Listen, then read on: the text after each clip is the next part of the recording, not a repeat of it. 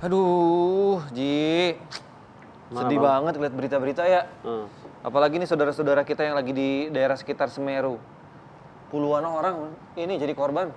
Ngeliat beritanya tuh, aduh, kayaknya nggak kuat gitu. Ngilu. Sedih hati gue. Sampai Apalagi pula, yang terakhir ini loh. Ceritanya yang anaknya nggak tega ninggalin ibunya yang udah tua. Jadi mereka ya udah kayak udah pasrah aja, terus mereka ditemukannya dalam keadaan berpelukan. Masya Allah. Aduh, langsung pengen nangis ngeliatnya. Bukan hanya itu aja, beberapa tempat kayak ada banjir rob di Jakarta banjir, Bali banjir, Ini, Lombok juga, aduh. Iya, kemarin di Denpasar itu yang Legian banjir, pesawat nggak bisa mendarat, balik lagi ke Jakarta. Sampai balik lagi? Iya. Masya Allah. Wah, sedih banget ya pokoknya ini. Kenapa ya begini banget Indonesia ya? Atau mungkin kita lagi diuji apa? Allah lagi marah sama kita apa gimana ya, Ji? Pas dilalahnya juga barengan semua serentak itu ganti-gantian. Assalamualaikum. Waalaikumsalam warahmatullahi wabarakatuh, Pak Ustaz. Mana sih kabar? Alhamdulillah Ustaz. Kopi? Kopi ya? Ya. Seperti biasa nih. Ini kok murung sekali, kenapa sih wajahnya nggak enak dipandang? Nggak bisa beli skincare, Pak Ustaz?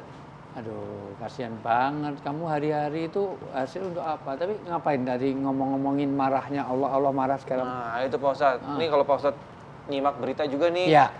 Kan bencana lagi di mana-mana, yang lagi rame banget. Iya. Saudara-saudara kita yang lagi ada di daerah sekitar Semeru. Puluhan Itu orang korbannya Pak Ustadz. Mengundang kepedulian kita. Iya. Siapa yang nggak peduli pada saudaranya, Allah pun tidak peduli pada kita. Siapa yang melonggarkan saudaranya, Allah akan buat longgar dia di depan dunia sampai akhirat. Pedulinya itu tapi dengan cara apa Pak Ustadz? Satu, dengan apa yang ada. Kalau ada harta, ya harta. Kalau nggak ada harta, tenaga. Kalau nggak ada tenaga, pikiran. Kalau nggak ada pikiran, nasihat. Kalau nggak ada nasihat, doa kita. Jangan sampai kita tidur kenyang sementara ada orang kena musibah dalam keadaan kelaparan. Nah, terus Pak Ustadz ngapain di sini? Pak Ustadz harus ke sana. Itu bagian dari cara kita supaya kita ada penggalangan donasi. Oh gitu. Dan jangan tadi berpikir salah, Allah marah. Iya, bisa saja. Iya. Karena musibah itu bisa terjadi karena ada beberapa sebab. Kalau itu sifatnya komunal, itu disebabkan oleh satu, ada kepemimpinan yang nggak beres, tetapi tidak ada yang menegur. Jadi kalau ada kedoliman, merajalela, sementara tidak ada amar, ma'ruf, dan nahi mungkar. Orang berbuat jahat dibiarkan, orang berbuat maksiat dibiarkan, nggak ada yang menegur, maka nanti kalau ada musibah tidak hanya kepada yang bermaksiat. Kepada siapa? Juga, kepada siapapun yang ada di situ. Kalau ada orang di dalam perahu, dalam kapal, kemudian ada yang ngelubangin perahu itu, alasannya mau cari air, dia nggak mau naik ke dek, tapi dia lubangi. Maka kalau itu tenggelam, tidak hanya naik yang lubangi, tapi orang yang berbuat baik yang ada di perahu itu semuanya tenggelam. Maka ini pertama. Yang kedua, kalau ada perzinaan yang merajalela. Ketika orang zina diam-diam masih pribadi, Allah masih ampunilah. Artinya itu belum sampai membuat musibah dia satu kaum. Tapi kalau perzinaan dilegalkan, bahkan merajalela, di-online-kan segala macam, terbuka secara umum, maka itu menjadi akan musibah di semuanya. Berikutnya, kalau sudah tidak ada bagaimana menerapkan hukum-hukum agama. Jadi Allah akan murka pada satu kaum di mana hukum agama tidak ada lagi orang, masjid-masjid jadi sepi. Orang semuanya, artinya tidak ada lagi orang yang mengamalkan agama, itu tanda.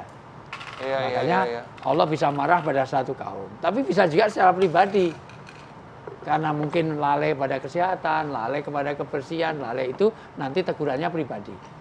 Nah, tapi kalau itu satu kaum, diantaranya adalah kalau satu tidak ada amar ma'ruf, tidak ada orang yang mengingatkan kebaikan. Jadi memang betul Allah kadang-kadang marahnya bukan hanya pribadi kepada satu kaum. Yang pasti adalah Allah mengingatkan kita jangan sampai kamu kena musibah tidak hanya kepada orang-orang yang berbuat maksiat saja, tetapi kepada keseluruhan kalian semuanya. Kenapa? Karena ada kemaksiatan kamu diem saja. Ya logikanya sederhana dong. Kalau kita naik pesawat, kemudian ada orang mainan handphone atau ganggu sinyal, maka kalau dia jatuh nggak mungkin kan yang Allah kan terikat prosedur. Nah, kalau ada kebanjiran, mosok yang selamat cuma satu orang, yang lain semuanya enggak. Yang buat merambah hutan, yang merusak lingkungan, itu kena banjir, yang baik-baik pun kena banjir.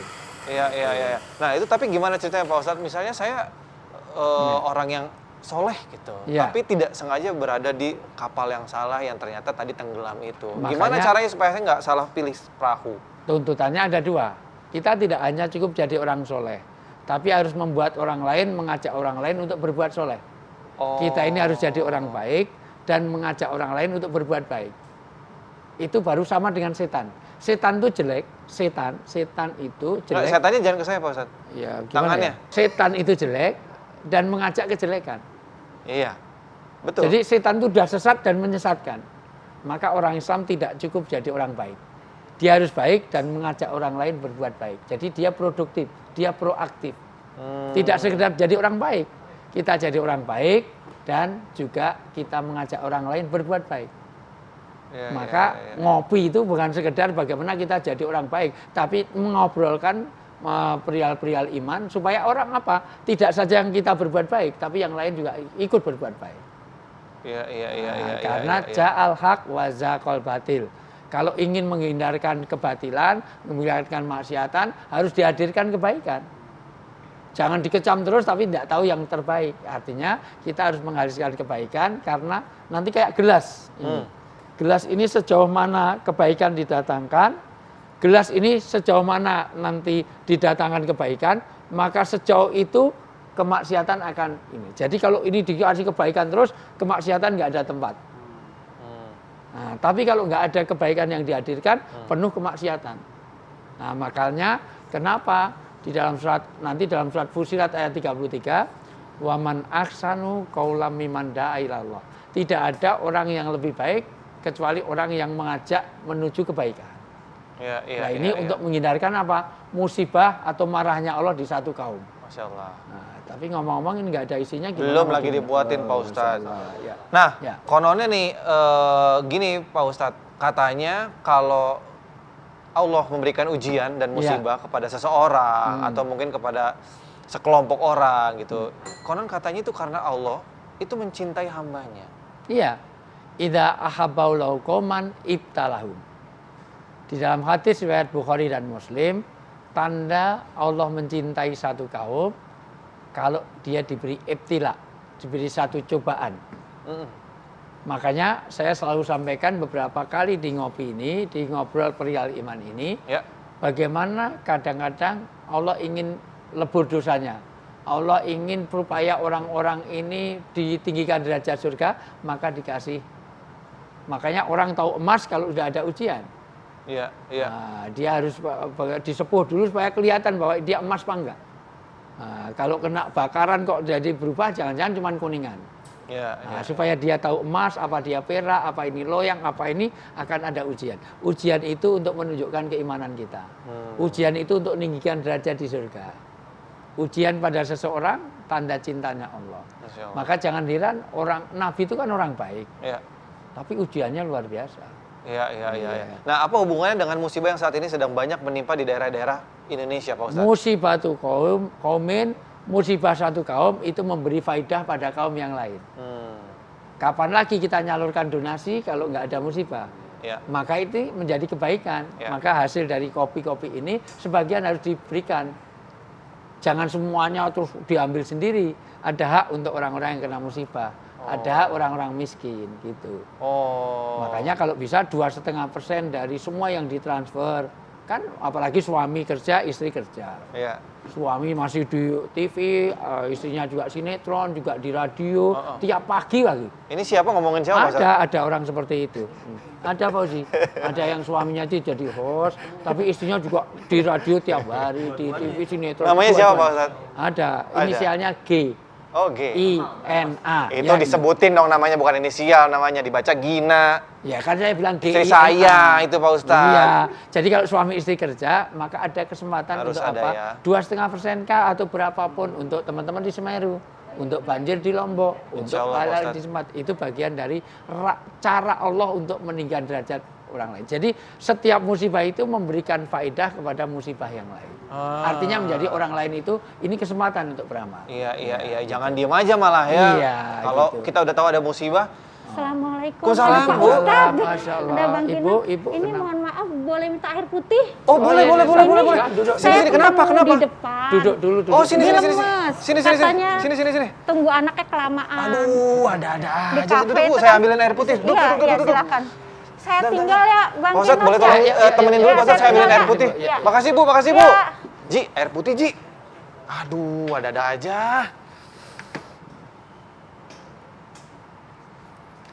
Ayo, Kenapa, Bu? Diminum, Bu. Ayo, Bu. Silakan, Bu. Aduh. Tenang dulu, ibunya. Bismillahirrahmanirrahim. Dari mana, Bu? Kenapa? Ibu kenapa nih? Ini dari supermarket. Katanya anaknya mau ngopi sekalian jemput. Gak ditunggu belum datang-datang. Nah, terus? Dulu nabi-nabi terdahulu selalu banyak ujian yang lebih berat dari kita. Ya. Karena penderitaan itu sebetulnya itu bisa